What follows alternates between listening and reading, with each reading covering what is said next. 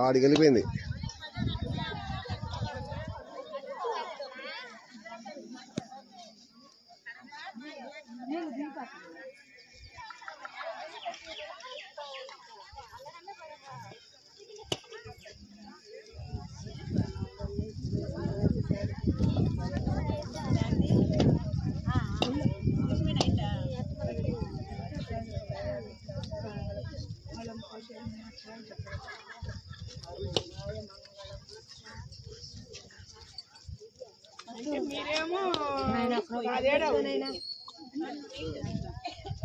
ನೀವು ಟೆನ್షన్ పడుతున్నారు.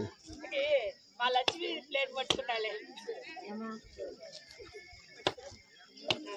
ఇట్లా వదిలి వదులుతా